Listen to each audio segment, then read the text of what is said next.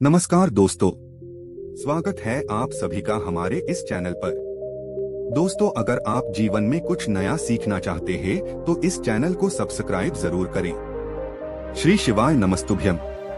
हर हर महादेव।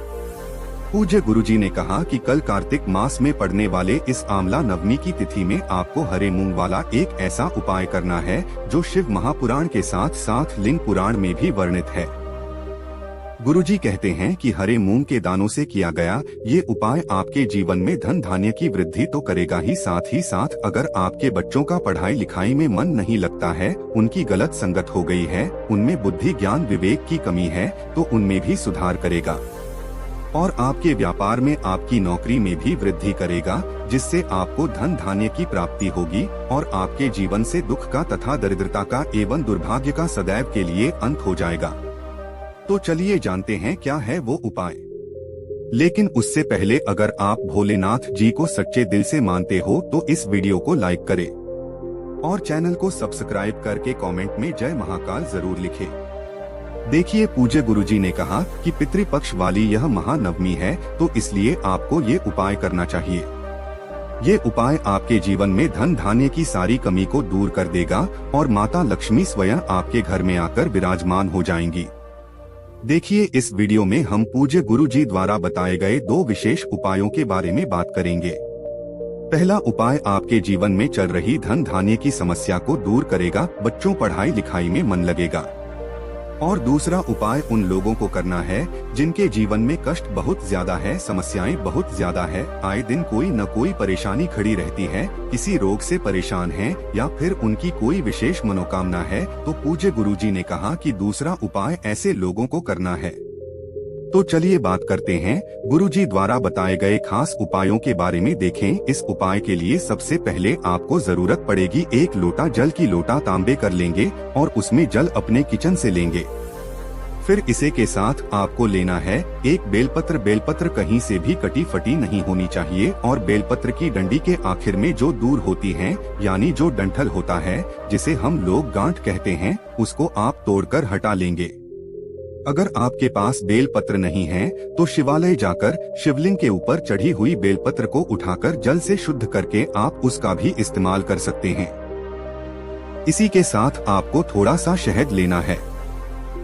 देखिए, आपको 7 बूंद शहद लेना है। यह शहद आपको इस एक लोटा जल में ही डालना है और यह कार्य आप अपने घर से ही कर लेंगे। इसलिए आप एक एक करके 7 बूंद शहद इसे एक लोटा जल में पहले से ही डालेंगे। फिर सबसे आखिर में आपको लेनी है चने की दाल। 41 चने की दाल के लेनी है। 41 चने की दाल जो आप लेंगे उनको ध्यान रखेंगे कि वे कहीं से भी टूटी हुई नहीं होनी चाहिए। यानी आप सभी जानते हैं कि चने की दाल तो आधी आधी होती है, लेकिन उन आधी दाल भी कहीं कोई टुकड़ा टूटा हुआ नहीं होना चाहिए। इसलिए आपको आधी आधी चने की दाल होती है, वह 41 दिनकर चने की दाल ले लेनी है। अब ये सारी सामग्री लेकर आपको जाना है शिवालय। पूज्य गुरुजी ने कहा कि यह विशेष उपाय आपको इस विशेष तिथि में से सिर्फ और सिर्फ प्रदोष काल के समय में करना है। प्रदोष काल के समय में साक्षात महादेव नंदी में सवार होकर माता पार्वती के साथ इस पृथ्वी लोक का भ्रमण करते हैं। और जब भी हम प्रदोष काल के समय महादेव के सामने कोई उपाय करते हैं तो हमारी मनोकामना महाड़ एक बहुत ही जल्दी से परिपूर्ण करते हैं। तो यह आपको प्रदोष काल के समय में ही करना है। अगर आपको प्रदोष काल के समय के बारे में जानकारी नहीं है तो जान लीजिए कि शाम को जब सूर्यास्त होते हैं तो उससे 45 मिनट पहले का समय और 45 मिनट बाद का समय, यानी है जो 1.5 घंटे का समय होता है, यही प्रदोष काल के समय कहलाता है। और इसी समय आपको यह सुंदर सा उपाय करना है। अब शिवालय पहुंचकर सबसे पहले आप जो 41 चने की दाल लेकर आए हैं उनको एक एक करके शिवलिंग के ऊपर समर्पित करते जाएंगे। एक चने की दाल दीजिए और महादेव का कोई सा भी नाम लीजिएगा। महादेव का नाम लेते हुए एक चने की दाल समर्पित कर दीजिए। दूसरी चने की दाल ले और महादेव का नाम लीजिए और फिर समर्पित कर दीजिए। ऐसे आपको 41 चने की दाल शिवलिंग के ऊपर समर्पित करनी है और 41 बार ही महादेव का नाम लेना है। लेकिन गुरुजी ने कहा कि अगर शिवालय में भीड़ है तो फिर आप एक काम करेगा, एक अलग से छोटा पात्र कोई ले जाइएगा, कोई छोटी सी कटोरी ले जाइएगा। उसमें पहले ऐसे ही आप एक एक करके वहीं शिवलिंग के सामने थोड़ा कहीं दूर बैठकर आप एक एक करके यह चने की दाल इस कटोरी में डालती जाएगा, महादेव का नाम लेते हुए। और 41 पूरी चने की दाल जब आप इस कटोरी में डाल लीजिए, तब यह कटोरी की दाल पूरी एक साथ शिवलिंग में समर्पित कर दीजिए और महादेव का नाम ले लीजिए। लेकिन ये तब करेंगे जब शिवालय में भीड़ होगी। अगर शिवालय में भी नहीं है तो फिर आप एक एक करके शिवलिंग के ऊपर समर्पित कर दीजिएगा। फिर इसके बाद आप जो एक बेलपत्र लेकर आए हैं वह बेलपत्र आपको अपने हाथ में रखनी है और आपके जीवन की जो भी विशेष मनोकामना है जिसके लिए आप यह उपाय कर रही हैं, मान लीजिए आपका भी भाग्य आपका साथ नहीं दे रहा है, जीवन में आपके दुख बहुत, कष्ट बहुत हैं, समस्याएं बहुत हैं, आप कार्य करने के लिए प्रयास तो बहुत करते हैं लेकिन आप लगातार असफल हो रही हैं, आपकी मेहनत रंग नहीं ला रही है, तो आपको मेरे भोले बाबा महादेव से प्रार्थना करनी है। अपने जीवन में चल रही समस्या को दूर करने के लिए आप महादेव से प्रार्थना कर लीजिए और यह एक बेलपत्र आप शिवलिंग के ऊपर जहां अपने चने की दाने समर्पित की है, उन्हीं चने की दाल के ऊपर आप एक बेलपत्र समर्पित कर दीजिए। बेलपत्र की चिकनी साइड का हिस्सा चने की दाल में स्पर्श करेगा और बेलपत्र की डंडी आपको अपनी तरफ रख लीजिए। अगर आप दक्षिण दिशा में बैठकर यह उपाय कर रही हैं, तो बेलपत्र की डंडी आप दक्षिण दिशा में रखेंगे या फिर जिस दिशा में आप बैठे हैं उसी दिशा में आपको बेलपत्र की डंडी रखनी है। फिर उसके बाद जो आप एक लोटा जल लेकर आए हैं जिसमें आपने 7 बूंद शहद डाला है, उस जल को आप धीरे धीरे शिवलिंग के ऊपर यानी इसी बेलपत्र के ऊपर धीरे धीरे समर्पित करते जाएंगे और लगातार शिव महापुराण के मूल मंत्र श्री शिवाय नमस्तुभ्यम का स्मरण करते जाएंगे।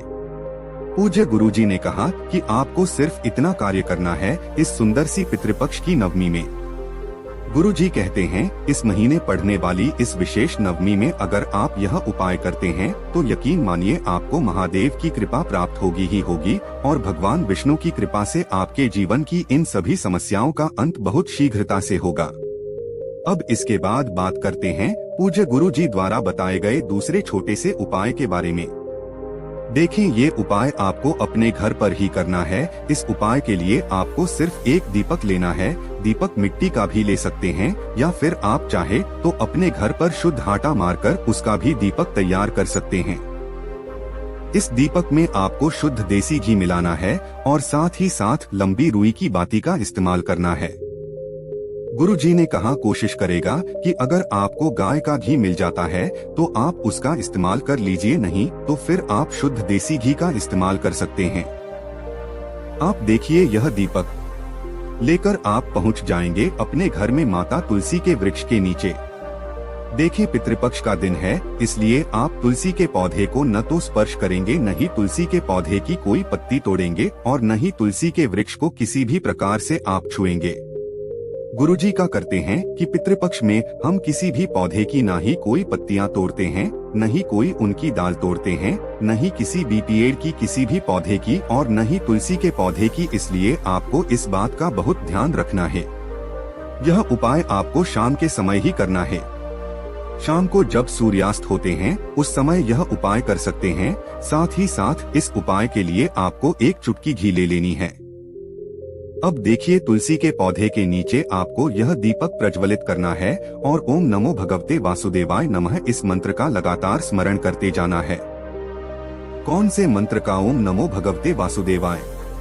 दीपक प्रज्वलित कर दीजिए, मंत्र का स्मरण कर लीजिए और फिर उसके बाद जो एक चुटकी हल्दी लेकर गए हैं वहीं इस दीपक में डाल दीजिए। गुरुजी ने कहा कि जब भी हम एकादशी के दिन माता तुलसी के पौधे के नीचे यह दीपक इस प्रकार से प्रचलित करते हैं तो हमारे जीवन में जो धन से जुड़ी हुई समस्याएं हैं, जिनकी वजह से हमारे कोई भी कार्य रुक जाते हैं, हमारे व्यापार में रुकावट आ जाती है। हमारे घर के ऐसे बहुत से कारण होते हैं जो धन की वजह से रुक जाते हैं, तो धन की वजह से वे सारे कारक बनने पर आरंभ होंगे। माता लक्ष्मी की कृपा प्राप्त होगी, हमारे घर का दुर्भाग्य दरिद्रता समाप्त होगा और धन प्राप्ति के नए नए रास्ते माता लक्ष्मी की कृपा से खुलेंगे। तो दोस्तों, ये उपाय भी आपको अपने घर पर जरूर करना चाहिए। गुरुजी कहते हैं इन दोनों उपायों को अगर हम इस सुंदर से एकादशी में करेंगे तो हमारे जीवन में ऐसा कोई दुख नहीं जिसे हम समाप्त नहीं कर सकते हैं। महादेव की कृपा से हमारा बड़ा से बड़ा दुख, हमारी बड़ी से बड़ी समस्या भी बहुत ही जल्द समाप्त हो जाएगी। दोस्तों आज के लिए बस इतना ही, मिलते हैं एक और ज्ञानवर्धक वीडियो के साथ। धन्यवाद।